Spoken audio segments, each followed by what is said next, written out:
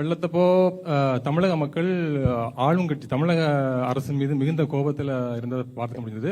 இது வந்து நாளாவட்டத்திலேயே அந்த மழைநீர் வடிகால் பணிகளை வந்து மேற்கொள்ளாதான் காரணம் சொல்லிட்டு அவங்க மக்கள் வந்து குற்றம் சாட்டியிருந்தாங்க. உங்களுக்கு கிடைத்த தகவல் அது மட்டும் இல்லாம இந்த இதுக்கு முக்கியமா பொறுப்பேற்று தமிழக முதலமைச்சர் பதவி விலக வேண்டும் என்று நீங்கள் வலியுறுத்திருக்கீங்களா?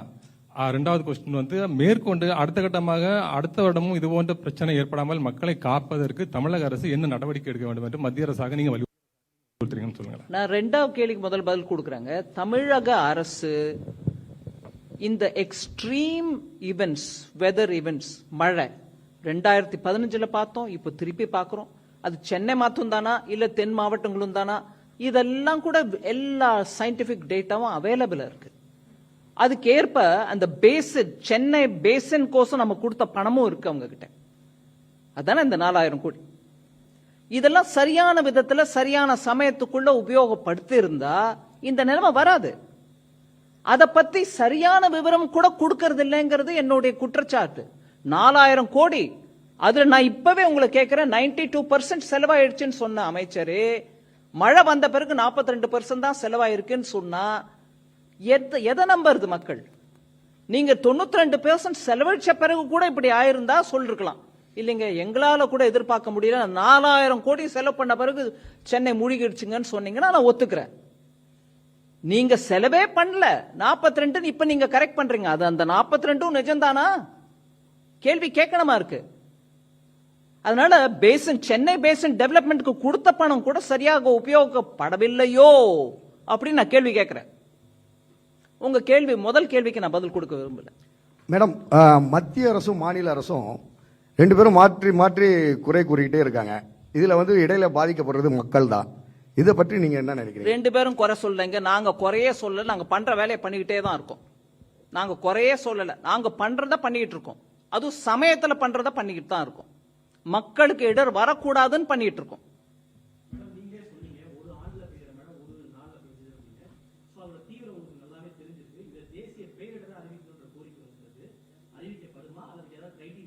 தேசிய பேரிடர்வு அப்படின்றது ஒன்னும் அனௌன்ஸ்மெண்ட் பண்றதுக்கு இல்ல. ஏன்னா அந்த அந்த இடத்துல நடந்த நிகழ்ச்சி அப்படிப்பட்டது இல்ல, உத்தராகண்ட்ல நடந்ததுதான் அப்படி நாங்க சொல்ல. There is never an announcement. Please correct me if I am wrong. As தேசிய பேரிடர்வு, அதாவது நேஷனல் டிசாஸ்டர்ன்ற அனௌன்ஸ்மெண்ட் மத்திய அரசு அனௌன்ஸே பண்ணல. வேற ஸ்டேட்டுக்கு பண்ணாங்க, தமிழ்நாட்டுக்கு பண்ணல. இல்லைங்க, அந்த சிஸ்டமே இல்லைங்க. There is no such thing as announcing that this is a பேரிடர்வு, national disaster. No, there is nothing like that. உத்தராகண்டுக்கும் பண்ணல, வேற எந்த ஸ்டேட்டுக்கும் பண்ணல. There is no thing as announcing a state as a national disaster. இல்ல. Have you ever announced anything as national disaster till now? Will you want to answer him? Never. அதனால ஆனா state லெவல்ல ஒருவேளை state ஒரு டிசாஸ்டர்னு declare பண்ணோன்னு விரும்பினாங்கன்னா அதுக்கு வேணுங்கிற guidelines இவங்க கொடுத்துருக்காங்க.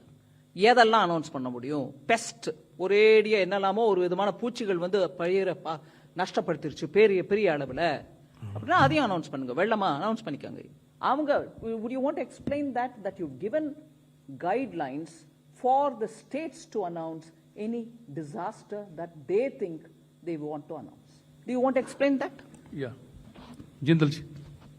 Yeah, hello. So we have issued guidelines which governs the State Disaster Response Fund, National Disaster Response Fund, right? So these are based on the recommendation of the successive finance commissions.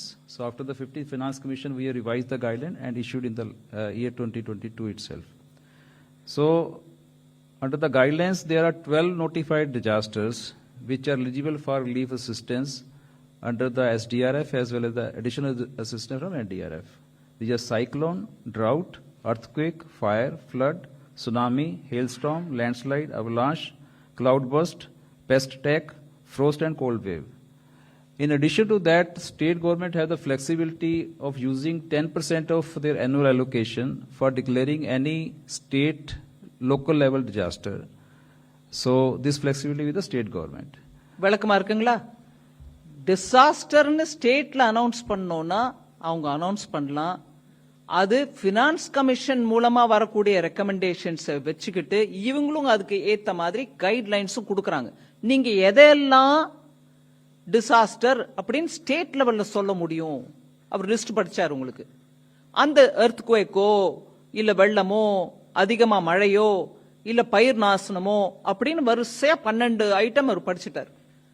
அத நீங்க உங்க ஸ்டேட்ல வேணா finance கமிஷனும் அதுக்கு recommendation கொடுத்திருக்குன்றதுனால announce பண்ணிக்கிட்டு உங்ககிட்ட இருக்கிற அந்த ஃபண்ட் இருக்கு பாருங்க, ஸ்டேட் டிசாஸ்டர் ரிலீஃப் ஃபண்ட், அதுல இருந்து 10% வரைக்கும் எடுத்து இதுக்கோசம் உபயோகிக்கலாம் அப்படிங்கிற கைட்லைன்ஸும் கொடுத்திருக்காங்க.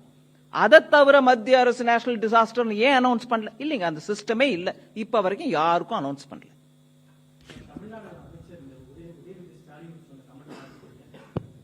என்ன கமெண்ட்டுங்க?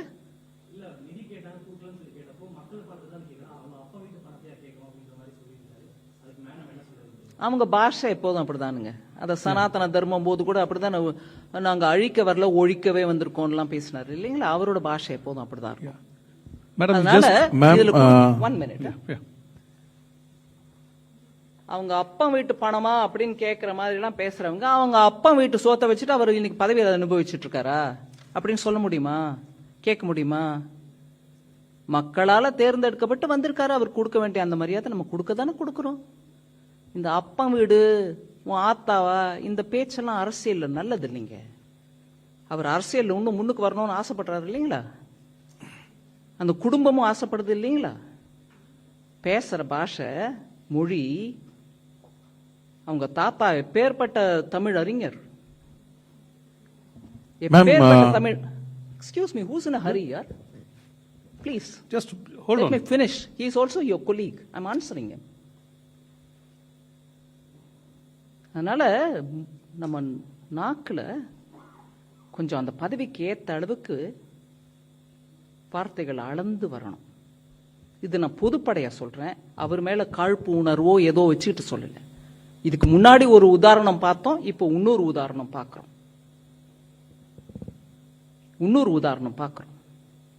மக்கள் அங்க மழையில அவஸ்தைப்பட்டு இருக்கும்போது அனுப்பி கொடுத்தது சென்ட்ரல் கவர்மெண்ட் டிசாஸ்டர் ரிலீஃப்னு. அட்வான்ஸா பணத்தை 12ஆம் தேதி டிசம்பருக்குள்ள 900 ரூபாய் கொடுத்து 900 கோடி கொடுத்துருக்கோம். அது ஏன் அப்பா சொத்துனோ உங்க அப்பா சொத்துனோ நான் சொல்ல மாட்டேன், எப்பொழுதும் சொல்ல மாட்டேன். நம்ம பொறுப்புள்ள பதவியில் இருக்கிறவங்க அந்த பொறுப்பை உணர்ந்து பேசணும். தயவு பண்ணி நீங்க அடுத்த தடவை நீங்க அவருக்கு முன்னாடி இருந்து கேள்வி கேட்கும் போது கூட சொல்லுங்க, அந்த அம்மா இப்படி பேசினாங்க, நம்ம எல்லாரும் கூட யோசிச்சு பேசணுங்க. கொடுத்துட்டாங்க, அவங்க கொடுக்க வேண்டிய பணத்தை முதல்ல கொடுத்துட்டாங்க. இந்த டீம் வந்து பார்த்துட்டு போன பிறகு நீங்களும் அதுக்கு கலந்து ஆலோசனை பண்ணி உங்களுக்கு சொல்ல வேண்டியதெல்லாம் சொன்ன பிறகு அவங்க போய் ப்ரொசீஜரலி என்ன பண்ணுவாங்க. உங்க அப்பாவும் போய் பிரதமரை பார்த்துட்டு வந்திருக்காங்க, அதனால பண்ணுவாங்க. அதனால கொஞ்சம் பொறுமையா, வார்த்தையும் பொறுமையும் நல்ல குணங்கள். Ma'am, Harish Nair from Times Now. Chief Minister M.K. Stalin had blamed the IMD. He had said that IMD warning was a bit late, rainfall was higher than forecast.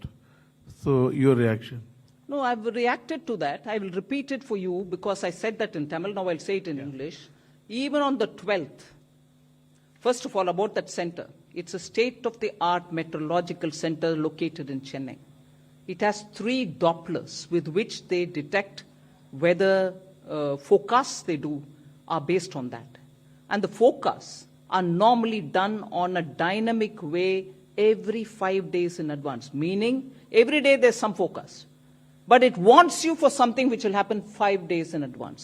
So for this event of the 4 districts in South, the alert was given even on the 12th. So either the officials have not briefed the Honorable Chief Minister properly, saying we did receive it on the 12th, but we didn't act on it, or they probably are saying differently, I don't know. But there is data recorded that information was given even on the 12th. Yeah, the last question. Please, go ahead. 11. Oh, just one more minute if that will help you. Yes. இது உங்களுக்கும் உதவுங்க. 12th December, IMD issued heavy to very heavy rain, 64 mm and greater than 124 mm in 24 hours for 16th December. On the 12th, they tell you heavy to very heavy, about 16th December, all over South Tamil Nadu. And a daily press bulletin was also shared with all the stakeholders. That's one thing. Second, then it was continued on a 5 days warning, and that was issued on 13th and 14th also of December 2023. It was further upgraded on 15th December to orange color warning with heavy rainfall forecast in the bulletin which was issued for the period 16 to 18. So you had it on the 12th, you had it on the 13th, you had it again on the 15th, you had it again on the 16th. Repeated warning. Okay? The same forecast continued in the bulletin which was issued on the 16th December as well about orange color warning. Yeah, please go ahead. Hi, ma'am. Kriti from Informist Media. So you mentioned that additional fund requests have come and MHA might release that. So since SDRF funds have been released, 900 crore, would that be under NDRF? And also, what kind of quantum may be released by MHA? You may want to answer that. Actually, Ministry of Home Affairs has a very systematic procedure laid out, and as soon as we get information about any such event, an interministerial central team, as mentioned by Honorable Finance Minister, is immediately dispatched to the state concerned and the sites, and it is headed by a joint secretary from the Ministry of Home Affairs, and it has members from various ministries which are involved in relief and rehabilitation like agriculture, etc. So the team visits the places, interacts extensively with the state government officials. The state government officials are supposed to present details of the damage assessment, and once they do that, immediately the team submits its recommendations to the high-level committee, which is headed by executive committee, which is headed by Union Home Secretary, and then that committee goes through it, and further finally the committee, which is headed by the top Apex committee, which is headed by Honorable Home Minister, that approves it. So there's a very systematic procedure, but of course the IMCT, as Honorable Finance Minister has mentioned, it had gone with respect to the cyclone which happened earlier this month from 11 to 14 December. And for this current flooding situation, the team is currently there in Tamil Nadu since December 19.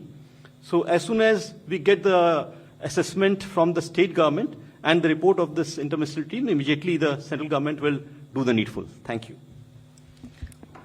Yes, please. Ma'am, do you see a gross misutilization of funds given by the center?